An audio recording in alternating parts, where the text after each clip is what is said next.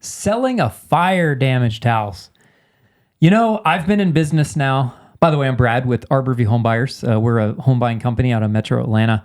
We buy houses for cash, pay, there's no fees, no closing costs, all that stuff. We pay cash, close quick, just like every other investor does, to be honest with you. Let's not sugarcoat it. Most investors pay cash and close quick, and we do too.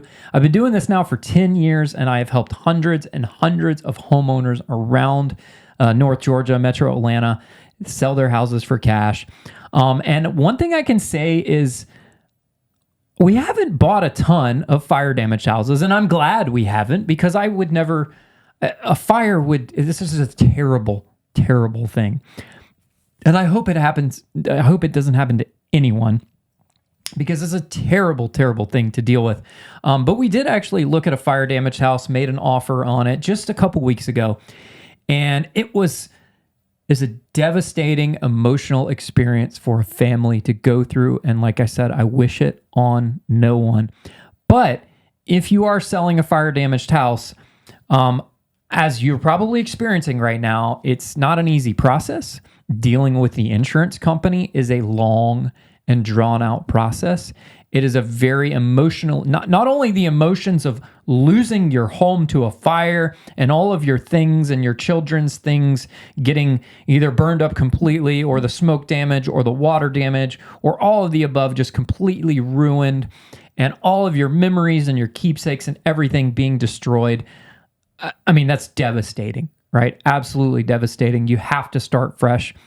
Some people say, oh, it's just stuff, but it's the memories of the stuff that's the hardest thing to let go. Now you've lost this thing to remind you of the memory, and it's tough, guys. I get it, right? So it's a terrible thing, right?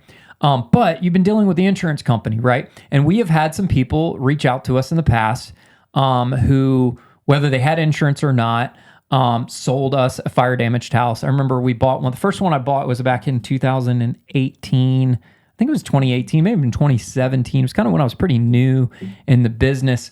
And this was a house that this girl had inherited from her dad. And then she got into drugs and then had some shady people living with her. And they got high one night and decided to cook dinner, and then got a little too high and passed out and caught the stove on fire, which then caught the kitchen on fire, which then went up through the roof, and then the smoke damage. Really, a lot of times in a fire, the smoke damage and the water damage is what's worse than the fire itself. So you got to deal with that, and this just the smoke damage in the house, and the water that filled the basement up with water from the fire department putting out the water, and all the mold and everything is ruined, and just it's bad, right? So we bought that house from this lady, and ironically, I'd been trying to buy it from her. I'd been sending her letters and stuff, and turns out she was in jail. And then when she got out of jail, she found one of my letters and called me and said, yeah, I want to sell this place. I inherited it from my dad. Fortunately, her dad had actually put it in a trust, which is kind of rare. We don't see a lot of trust. I wish we would, because a trust is a really good thing. I did one for my parents. Or I had my buddy who's an attorney set one up for my parents on their house, but this guy had put in a trust. So it actually made the closing process very simple. She didn't have to go through probate or anything like that. He had done the trust right, but it was kind of sad that his daughter had kind of let it go to waste. She didn't have insurance on the house. Luckily, it was paid for. It didn't have a mortgage on it or anything, but she didn't have insurance. It was bad. But so we bought that one, and we had to go in and just basically you had to gut like almost the entire house. And it's just a lot of work. You had to rip everything out. It was dumpsters and dumpsters and dumpsters and dumpster loads full of stuff, just gutting this entire house, shoveling up all this ruined drywall and all these things, and throwing away all the clothes and all the things that just got ruined by the smoke and the water and all that stuff. We ended up rebuilding that house. Actually sold that house to a contractor who was doing work on the house. He was like, I want to buy this house, and he ended up buying it. It's kind of a crazy story, but anyways, we looked at one a couple weeks ago, and I felt so bad for the family because they had 5 kids in this house. Luckily, no one was harmed in the fire. The fire happened in the middle of the night. Their air conditioning unit had ignited. The pump had, I've never heard of that ever, the condensate pump starting a fire, but apparently that was the start of the fire. condensate pump overheated, caused the fire. 1:30 in the morning, they got all 5 kids and 2 dogs out of the house. Everyone got out safely. Nobody had any injuries or damage. The house did not completely burn. The fire department was able to get there quickly, but the whole center section of their house just was ruined and things were structurally compromised. And if you looked at the house from the outside, you never know there was a fire, but the inside, everything was ruined, smoke damage. We were going to have to go in and completely gut the house. Now, the problem is the insurance company that she had, or that they had on the house, was basically trying to say, yeah, we're not going to completely gut the house, because you have to read your policy. Every insurance company treats these things differently. They basically just wanted to kind of clean the walls and kills everything and repaint. But the reality is you're never going to get that smoke smell out of the house.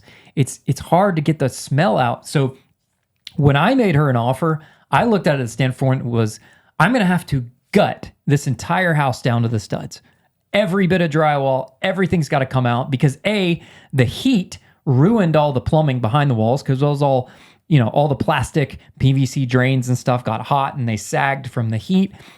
The whole house is going to have to be replumbed.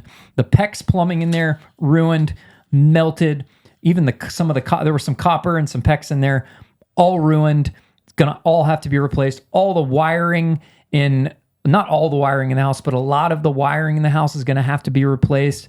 Structurally, we're going to have to figure out a way to kind of jack up the whole outside of the house and then rebuild the inside, and somehow we're going to have to cut holes in the walls to bring in structure. We're going to have to bring in structural beams through the backyard and cut holes in the walls and bring them in through the house and replace all these beams that had gotten burned and destroyed. Re-level the house out. I mean, it was going to be an undertaking. My rehab budget on that house, this was a relatively large house, was $350,000 to go in and renovate this existing house. It was an existing suburban neighborhood here in Atlanta, and it was going to be a lot of work.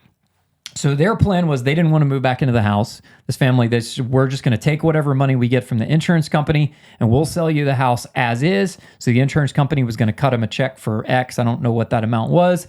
And then we made our offer to them according to basically us rebuilding the house. I need to make a profit. It's going to cost me this. Kind of the same formula I do with everything else, except this is just a much larger rehab. I'm basically building a new house within an existing house and then reselling it. And I need to make sure that when I go to resell it, because people get spooked I'm going to have to disclose that this house was in a fire. When I go to sell it, I'm going to have to make sure that I do a really good job at remediating the smoke smell out of the house, replacing charred materials. And the insurance company sometimes will not replace those materials because they're not structurally compromised. They are aesthetically compromised. And then you have the smell issue where on a hot summer, humid summer day, you smell that smoke smell in the house and it's just hard to get rid of. So I planned on just gutting the entire house because I got to start over. That's just the way I operate. But they were dealing with that battle with the insurance company. If they were only willing to pay X amount of money because they didn't feel like you needed to gut the whole house, you only needed to gut a portion of the house and do all these things. So that's how we arrive at our offer on selling a fire damaged house. Sometimes, like this family, they just wanted to be done with it. They were like, we don't want to move back into the house. It's just too many bad memories, too touchy of a subject. We just can't do that. So we're just going to take the money we get from the insurance company. We'll sell you the house as is, and we're going to walk away and go buy another house somewhere else. And that's what they chose to do. Unfortunately, we lost out on that deal. Somebody offered a little bit more money on the house than we did, and that's okay. We're not always the highest bidder on a job, and that's okay.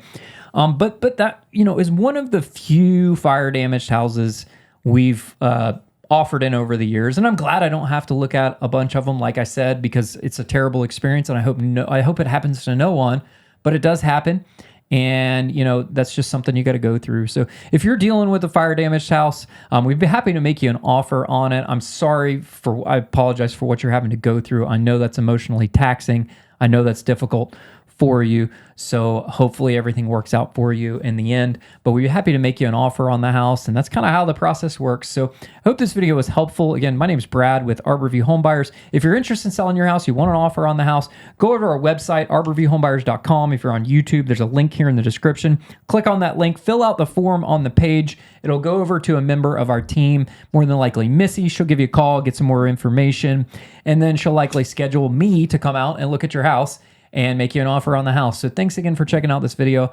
I'm Brad. Hope you have a great day. Bye-bye.